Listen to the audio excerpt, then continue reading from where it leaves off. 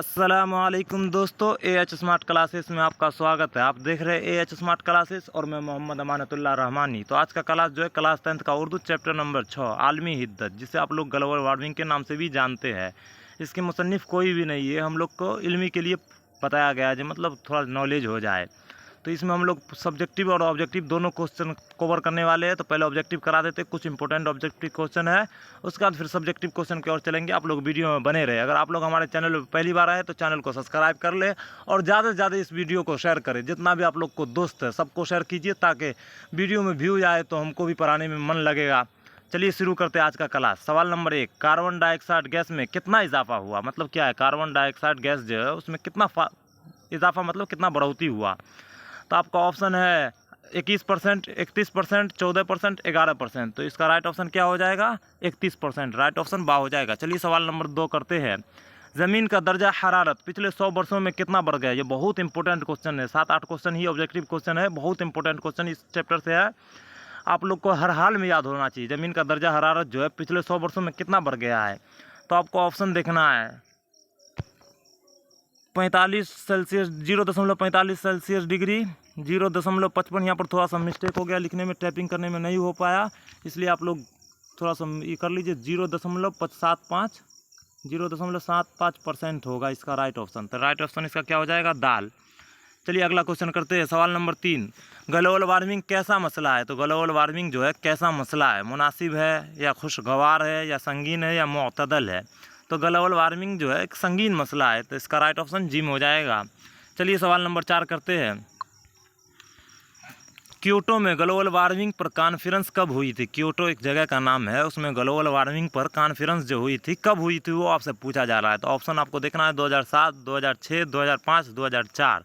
तो इसका right option क्या हो जाएगा? 2007। राइट ऑप्शन अलीफ हो जाएगा। चलिए सवाल नंबर 5 करते हैं। बाल विज्ञान कांग्रेस 2008 ईस्वी में भारत के किस शहर में मुनक़िद हुआ? मतलब क्या है बाल विज्ञान कांग्रेस जो है 2008 ईस्वी में भारत के किस शहर में हुआ था?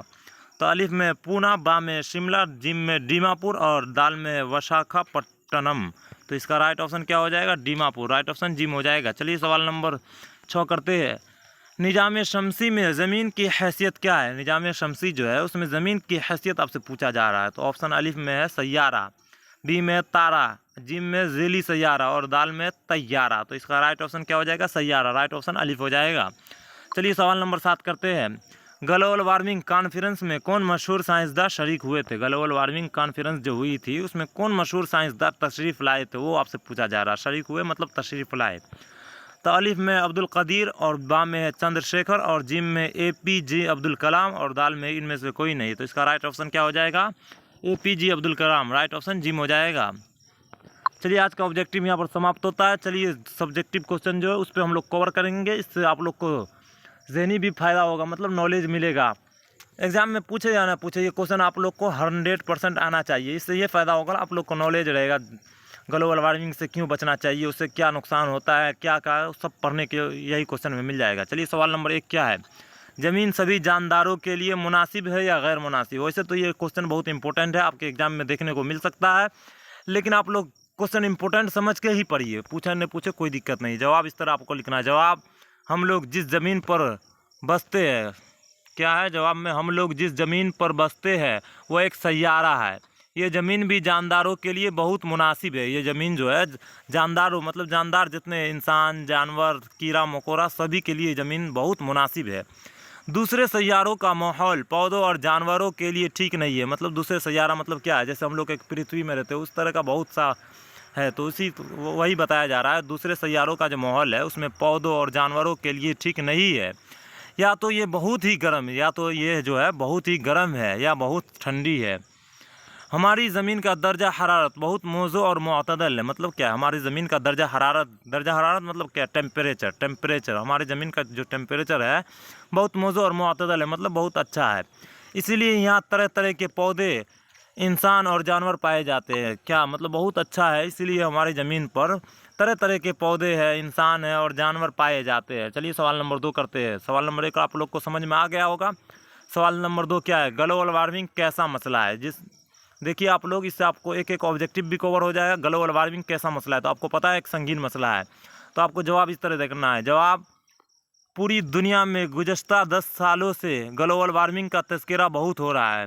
क्या कहा जा रहा है? पूरी दुनिया में गुज़श्ता मतलब गुजरा हुआ 10 सालों से ग्लोबल वार्मिंग का तज़किरा बहुत हो रहा है। आज ग्लोबल वार्मिंग एक संगीन आलमी मसला बन गया है, मसला और चैलेंज बन गया। क्या कहा जा रहा है? पूरी दुनिया में जो है गुजरे हुए 10 साल से ग्लोबल वार्मिंग का तज़किरा बहुत हो रहा है। आज ग्लोबल वार्मिंग एक संगीन और आलमी मसला और चैलेंज बन गया है। दुनिया के सारे साइंसदान, दुनिया के जितने भी साइंसदान हैं, इस मसला पर बहुत फ़िक्रमंद है। अमेरिका, जर्मनी और अक़वाम मुत्तहिदा में इस मसला पर साइंसदानों के दरमियान काफ़ी तबादला ख़यालात हुए। मतलब क्या, अमेरिका, जर्मनी और बहुत सारे देश है जिसमें इस मसला मतलब ग्लोबल वार्मिंग वाला मसला पर साइंसदान के दरमियान काफ़ी बदलाव आया। तबादला मतलब तब बहुत ख़यालात बदले। और इस मुदाफ़ात के लिए इन ममालिक मुल्क का जमा क्या होता है? ममालिक। आप लोग को ये भी याद रखना है, मुल्क का जमा ममालिक। तो इन ममालिक में कई अहम इक़दाम किए जा रहे हैं। तो आप लोग को क्वेश्चन नंबर 2 भी समझ में आ गया होगा। आप लोग नोट करते चलिए। अगर आप लोग को नोट नहीं करना है तो आप हमारे वीडियो के कमेंट कीजिए वीडियो में, सर मुझे PDF चाहिए, तो हम आपको PDF प्रोवाइड करा देंगे। चलिए, सवाल नंबर 3 क्या है? ग्लोबल वार्मिंग क्या है? तो ग्लोबल वार्मिंग क्या है, देखिए जवाब आपको इस तरह देना है। जवाब, गुज़श्ता में 30 यहाँ पर लिखना छूट गया है। 30-40 सालों से हमारी ज़मीन का दर्जा हरारत रफ्ता रफ्ता बढ़ रहा है। मतलब क्या है? गुजरे हुए 30-40 सालों से हमारी ज़मीन का दर्जा हरारत मतलब टेम्परेचर जो है धीरे धीरे बढ़ रहा है। ज़मीन के दर्जा हरारत में जो औसत इजाफा हो रहा है, ज़मीन के जो टेम्परेचर है जो उसमें औसत मतलब ज़्यादा इजाफा बढ़ोतरी हो रहा है, इस माहौलियत के माहिरीन ने तमाज़त अर्जी में तदरीजी इजाफा यानी कि ग्लोबल वार्मिंग का नाम दिया। क्या कहा जा रहा है? हमारी ज़मीन में जो टेम्परेचर का इजाफा हो रहा है, इसके माहौलियत मतलब माहौल के माहिरीन जो है उसको तमाज़त अर्ज यानी कि ग्लोबल वार्मिंग का नाम दिया है। आज ग्लोबल वार्मिंग आलमी सतह पर एक ऐसा संगीन मसला बन गया है जिससे दुनिया के तमाम ममालिक परेशान हैं। क्या कहा जा रहा है? आज जो है दुनिया में ग्लोबल वार्मिंग एक ऐसा संगीन मसला बन गया है जिससे दुनिया में तमाम ममालिक मतलब तो आप लोग जानते हैं मुल्क की जमा ममालिक मतलब बहुत सारे मुल्क जो है परेशान है। चलिए, सवाल नंबर 4 करते हैं। ये भी बहुत इंपॉर्टेंट क्वेश्चन है। ग्रीन हाउस गैसों में कौन कौन सी गैस आती है? मतलब ग्रीन हाउस गैस जो है उसमें कौन कौन सी गैस पाई जाती है? तो जवाब आपको इस तरह लिखना है। जवाब, हमारी ज़मीन का दर्जा हरारत रफ्ता रफ्ता बढ़ता जा रहा है जिसकी वजह से ज़मीन पर ग्लोबल वार्मिंग का मसला पैदा होता जा रहा है। क्या मतलब? हमारी ज़मीन का टेम्परेचर जो है धीरे धीरे बढ़ता जा रहा है जिसके कारण हमारी ज़मीन पर ग्लोबल वार्मिंग का मसला पैदा होता जा रहा है। ग्लोबल वार्मिंग की वजह से ग्रीन हाउस गैस में बढ़ती हुई गैस की मिकदार है। मतलब क्या है? ग्लोबल वार्मिंग की वजह से ग्रीन हाउस गैस में बढ़ती हुई गैस की मिकदार है। जैसे साइंस की ज़बान में ग्रीन हाउस गैसों के असरात कहते हैं, जिसे मतलब साइंस की ज़बानों में ग्रीन हाउस गैस यानी कि गैसों के असरात कहते हैं। कल कारखानों, मोटर गाड़ियों के इजाफे और जंगलों के बेतहाशा कटने से गैस ज़्यादा पैदा हो रही है। मतलब क्या है? कल कारखानों मतलब फैक्ट्री वगैरह, मोटर गाड़ी मतलब मोटरसाइकिल हुआ, 4 चक्का हुआ, तो इसके इजाफा मतलब इस बहुत ज़्यादा आजकल बढ़ रहा है, तो इसके इजाफे और जंगलों को बेतहाशा मतलब जंगलों आजकल बहुत ज़्यादा कटा जा रहा है, उसी के जंगलों के बेतहाशा कटने से गैस ज़्यादा पैदा हो रही है। मिसाल के तौर पर क्या है? आजरा, कार्बन डाइऑक्साइड, मीथेन और नाइट्रो ऑक्साइड और ओजोन वगैरह वगैरह, ये सब जो है ग्रीन हाउस गैसों में आता है। चलिए, सवाल नंबर 5 करते हैं। सवाल नंबर 4 तक तो आप लोग को अच्छा से समझ में आ गया होगा। सवाल नंबर 5 में क्या है? ज़मीन के दर्जा हरारत में कार्बन डाइऑक्साइड गैस और मीथेन गैसों का कितना इजाफा हुआ?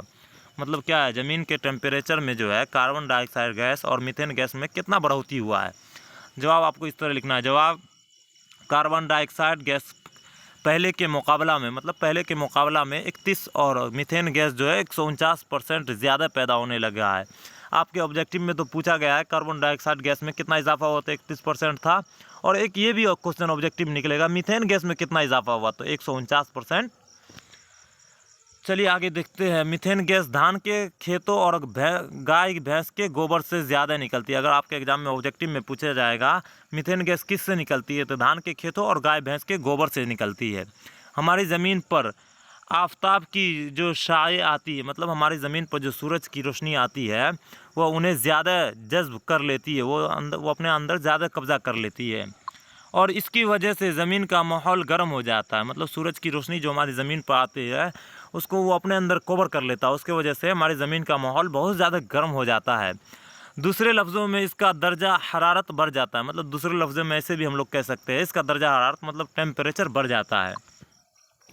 साइंसदानों का ख्याल ये है कि हमारी ज़मीन का दर्जा हरारत पिछले 100 वर्षों में तकरीबन 0.75 डिग्री बढ़ जाता है। मतलब साइंसदानों का कहना है हमारी ज़मीन का टेम्परेचर जो है पिछले 100 वर्षों में तकरीबन 0.75% बढ़ जाता है, मतलब बढ़ गया है।